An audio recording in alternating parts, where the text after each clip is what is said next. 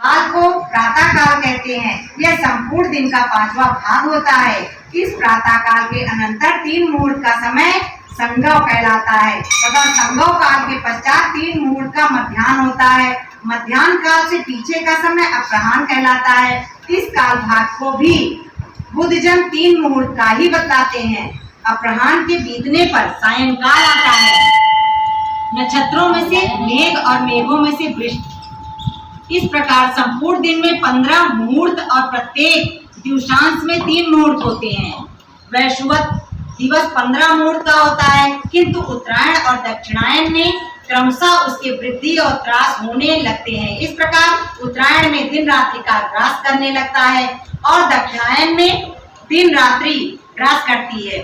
शरद और बसंत ऋतु के मध्य में सूर्य के तुला अथवा मेष राशि में जाने पर विषुव होता है। उस समय दिन और रात्रि समान होते हैं। सूर्य के कर्क राशि में उपस्थित होने पर दक्षिणायन कहा जाता है और उसके मकर राशि पर आने से उत्तरायण कहलाता है। हे ब्राह्मण, मैंने जो 30 मुहूर्त के एक रात्रि दिन कहे हैं, ऐसे 15 रात्रि दिवस का एक पक्ष कहा जाता है। 2 पक्ष का एक मास होता है, 2 सौर मास की एक ऋतु और 3 ऋतु का एक अयन होता है तथा 2 अयन ही मिलाकर एक वर्ष कहे जाते हैं। सौर, सावन, चांद्र और नक्षत्र, इन 4 प्रकार के मासों के अनुसार विविध रूप से कल्पित संवत्सरादि 5 प्रकार के वर्ष युग कहलाते हैं।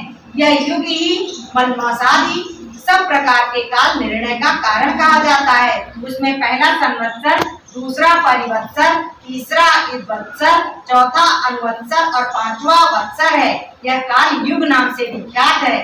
श्वेत वर्ष के उत्तर में जो श्रृंगवान नाम से विख्यात पर्वत है, उसके 3 श्रृंग है, जिनके कारण यह श्रृंगवान कहा जाता है।